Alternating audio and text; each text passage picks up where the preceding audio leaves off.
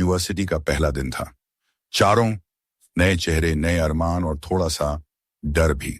पहली बार कॉलेज जाने का अनुभव ही कुछ अलग होता है। ना स्कूल वाली बंदिशें, ना घर की निगरानी, एक अलग आजादी का एहसास। आरव, जो लखनऊ से दिल्ली पढ़ाई के लिए आया था, एक शांत, समझदार लेकिन थोड़ा शर्मीला लड़का था। वहीं अदिति, एक चुलबुली, खुले विचारों वाली लड़की, मुंबई से आई थी। अदिति की आंखों में कुछ ऐसा था जो किसी को भी पल भर में खींच ले, और यही हुआ आरव के साथ। पहली क्लास में दोनों की सीट पास ही थी। अदिति ने आरव से मुस्कुराकर पूछा, हाय, तुम भी न्यूकमर हो? आरव थोड़ा सकपकाया, फिर बोला, हाँ, मैं Aarav, BA English honours. Wow, मैं भी वही, अदिति। अदिति ने हाथ बढ़ाया। उस दिन के बाद दोनों की बातें बढ़ने लगी। क्लास के बाद कैंटीन, लाइब्रेरी में साथ पढ़ना और शाम को कॉलेज गार्डन में टहलना, सब एक प्यारी आदत बन गया। कुछ ही हफ्तों में एक शाम जब बारिश हो रही थी और पूरा कॉलेज भीग रहा था, अदिति और आरव कॉलेज की कैंटीन में बैठे थे। अदिति खिड़की हद के पास बैठी बारिश को देख रही थी और बोली, तुम्हें बारिश पसंद है? आरव मुस्कुराया, हाँ, लेकिन तुम्हारे साथ ज्यादा। अदिति ने एक नजाकत भरी नजर उस पर डाली। वो चुप हो गई, पर उसकी आंखों ने बहुत कुछ कह दिया। उस दिन कुछ बदला। जब दोनों बाहर निकले, बारिश अभी भी हो रही थी। अदिति ने आरव का हाथ थामा। भीग लो ना, डरते हो क्या?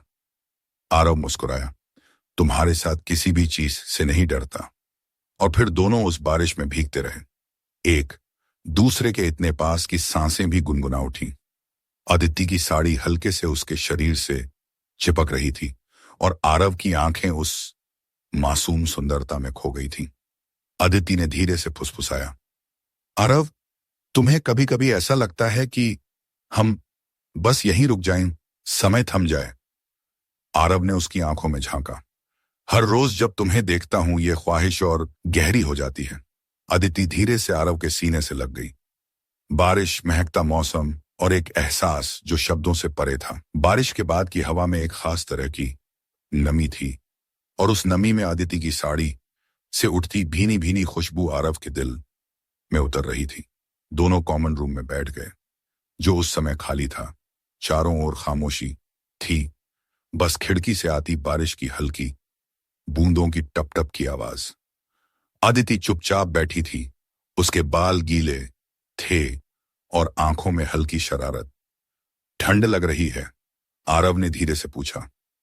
थोड़ी सी, अदिति ने उसके हाथ में हाथ देते हुए कहा।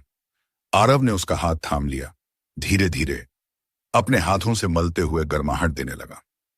उसकी उंगलियों का स्पर्श अदिति को गहराई बपम सी तक छू गया। वो कुछ नहीं बोली, बस उसकी तरफ देखती रही।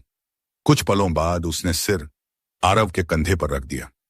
आरव का दिल तेज धड़क रहा था। अदिति इतनी पास पहले कभी नहीं आई थी। उसकी सांसें उसके गले में महसूस हो रही थीं और उसका स्पर्श उसके पूरे वजूद में एक मीठा कंपन फैला रहा था। कुछ क्षण यूं ही बीत गए। आरव, अदिति ने धीमे से कहा, तुम्हारे पास रहकर सब कुछ आसान लगता है, जैसे दुनिया की सारी उलझनें गायब हो जाती हैं। आरव ने उसकी ओर देखा। उसकी आंखों में वो मासूमियत थी जो सीधा दिल तक उतरती है। कभी सोचा है हम दोनों का साथ कहां तक जाएगा? आदिति ने पूछा। अगर तुम चाहो तो उम्र भर, आरव ने जवाब दिया। आदिति ने उसकी ओर झुकते हुए कहा, फिर आज मुझे एक बात महसूस करने दो जो मैंने किसी के साथ कभी नहीं की। उसने धीरे से आरव का चेहरा अपने हाथों में लिया और होंठों पर एक हल्का कांपता हुआ स्पर्श रखा। वो पहला चुंबन था, नर्म, धीमा, लेकिन दिल की गहराई तक उतर जाने वाला। कोई जल्दबाजी नहीं, कोई लालच नहीं, बस एक सच्ची भावना का सजीव स्पर्श। आरव ने उसकी कमर थाम ली और दोनों एक दूसरे के इतना करीब आ गए कि अब दूरियां मिट चुकी थीं। अदिति की उंगलियां आरव की गर्दन के पास खेल रही थीं और आरव उसके गालों को अपनी हथेलियों में थामे हुए उसके चेहरे पर हर भाव पड़ने की कोशिश कर रहा था। कमरा अब खामोश नहीं था, वहां दो धड़कनों की लय गूंज रही थी। आदिति ने धीरे से अपनी साड़ी के पल्लू को ठीक किया और कहा, मैं चाहती हूं कि ये रात हमारे दिलों में हमेशा के लिए बस जाए। लेकिन धीरे धीरे, बिना कबकतावेरी किसी जल्दबाजी के, आरव ने सिर हिलाया। जैसे तुम्हें अच्छा लगे, मैं हर पल को महसूस करना चाहता हूं तुम्हारे साथ। दोनों ने उस शाम को सिर्फ बाहों में बिताया, एक दूसरे की गोद में सिर रखकर, हल्की बातों और भारी एहसासों के साथ।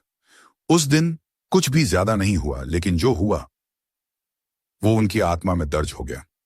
कॉलेज के दिनों ने कब रिश्ते को दोस्ती से मोहब्बत में बदल दिया, खुद अदिति और आरव को भी पता नहीं चला। अब वो सिर्फ एक दूसरे के साथ नहीं थे, बल्कि एक दूसरे बातें के लिए थे। उस दिन शनिवार था। हॉस्टल के रूममेट्स बाहर गए हुए थे और आदिति ने आरव को अपने कमरे पर बुलाया। आ जाओ, एक नई किताब पढ़वाऊंगी, आदिति ने मैसेज किया। आरव जब पहुंचा, आदिति ने दरवाजा खोलते ही एक शरारती मुस्कान के साथ कहा, किताब तो बहाना है, असल में तुम्हारी बहुत याद आ रही थी। कमरा बहुत प्यारा सजा हुआ था, हल्की लाइट, मोगरे की अगरबत्ती की खुशबू और एक धीमा रोमांटिक म्यूजिक। आदिति ने कॉटन का हल्का सा कुर्ता पहन रखा था, जो उसकी खूबसूरती को और भी निखार रहा था। वो पास आई और बोली, आरव, आज कुछ कहना है क्या? आरव ने उसकी आंखों में झांकते हुए पूछा, मैं तुम्हें पूरी तरह महसूस करना चाहती हूं, सिर्फ शारीरिक रूप से नहीं, दिल से, आत्मा से। क्या तुम भी यही चाहते हो? आरव ने उसके हाथों को अपने हाथों में मितने लेकर कहा, जब से तुम्हें पाया है, हर दिन यही चाहता हूं कि तुम्हें संपूर्ण रूप से अपना बना सकूं, आदर के साथ, प्रेम के साथ। आदिति धीरे से उसके सीने से लग गई। आरव ने उसके बालों को सहलाते हुए कहा, तुम जानती हो, तुम्हारा हर हिस्सा मेरे लिए इबादत है। आदिति ने अपना सिर उठाया और उसकी आंखों में देखते हुए कहा, तो आज मुझे अपने लफ्जों से मत छूना, सिर्फ अपनी सांसों से महसूस करना। उनके बीच की दूरी अब शून्य हो चुकी थी। आरव ने बहुत धीरे से आदिति की पीठ पर हाथ रखा और हल्के हल्के उसकी त्वचा को महसूस किया।